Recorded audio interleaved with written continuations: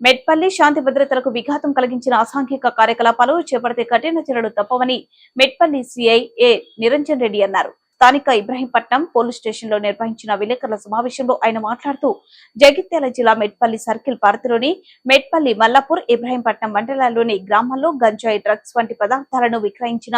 సేవించిన వారిపై ఉక్కుపాదం మోపుతామని హెచ్చరించారు. గ్రామంలో వీడిసిలు ఆధిపత్యం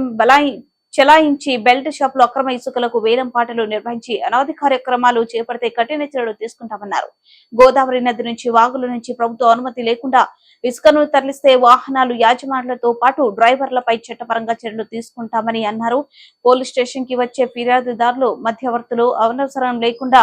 అవసరం లేకుండా నేరుగా వచ్చే సమస్యలు పోలీసుల దృష్టికి తీసుకొచ్చి న్యాయం పొందాలన్నారు. 1.5 గంటల ప్రాంతంలో ఇబ్రహీంపట్నం మండలంలోని రాజేశ్వరరావుపేట వద్ద ఉన్న బ్రిడ్జి వద్ద ఒక లారీ ఆగి ఉండగా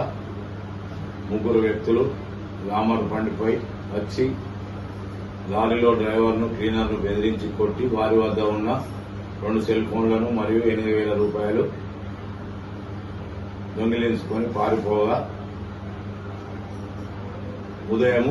ఇబ్రహీంపట్నం పోలీస్ స్టేషన్లో రాబరీ కేసు కింద నమోదు చేయనైనది. ఆ రోజు నుండి అటు 3 వ్యక్తుల గురించి మేము వెతుకుతుండగా ఈరోజు మధ్యాహ్నం సుమారు 2 గంటల సమయంలో నేను మరియు ఇబ్రహీంపట్నం ఎస్ఐ గారు సిబ్బంది కలిసి వాహనములు తనిఖీ చేయుచుండగా గండి హనుమాన్లు టెంపుల్ వద్ద ఒక గ్లామర్ బండిపై 3 వ్యక్తులు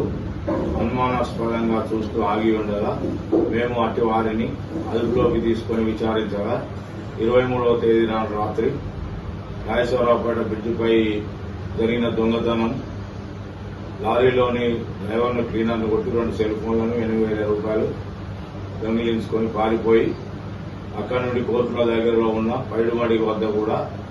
ఒక టిప్పర్ను ఆపి డ్రైవర్ను కొట్టి అతని దగ్గర ఉన్న కూడా సెల్ ఫోన్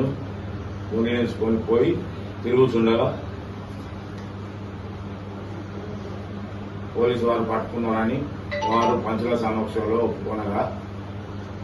వారిని అరెస్టు చేసి వారి వద్ద ఉన్న 3 సెల్ ఫోన్లను గ్లామర్ మోటార్ సైకిల్ను మరియు 8,000 రూపాయలను స్వాధీనపరుచుకొని పోలీస్ స్టేషన్కు తీసుకొని వచ్చి రిమాండ్కు తరలించనైనది. మరియు ఇతనిపై నుండి ఎవరైనా ఇలాంటి దొంగతనాలకు పాల్పడినచో కఠినంగా శిక్షించబడును మరియు వారిపై పీడీ యాక్ట్ కేసులు నమోదు చేయడానికి కూడా వెనుకాడము అని ఈ సందర్భంగా